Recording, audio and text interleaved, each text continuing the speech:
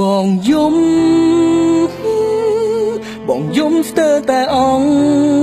ទឹកភ្នែកពេលបានឮពាក្យអូនសុំចែកផ្លូវខូចចិត្តនឹងពីអូនសុំបែកស្រឡាញ់គ្នាធ្វើអ្វីបើរូបស្រីធ្វើយ៉ាងនឹងដឹងទេថាបងខូចចិត្តចង់ប្រាប់ថាបងនឹកអូនណាស់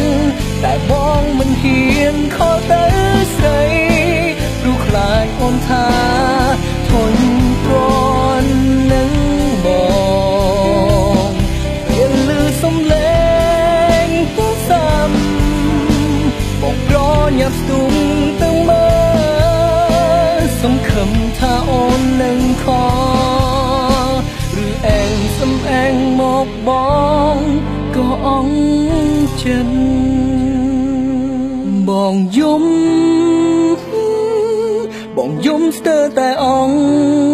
ទឹកភ្នែកពេលបានឮពាក្យអូនសុំចែកផ្លូវខូចចិត្តនឹងពីអូនសុំបែកស្រឡាញ់គ្នាធ្វើអ្វីបើរូបស្រីធ្វើយ៉ាងនឹងដឹងទេថាបងខូចចិត្តចង់ប្រាប់ថាបងនឹកអូនណាស់តែបងមិនហ៊ានខកទៅស្រីព្រោះខ្លាចអូនថាធន់ទ្រាំនឹងបងពេលឮសំឡេងទូរស័ព្ទបងប្រញាប់ស្ទុំទៅមើលសង្ឃឹមថាអូននឹងខឬអែងសំអែងមកបងក៏អង់ចិត្ត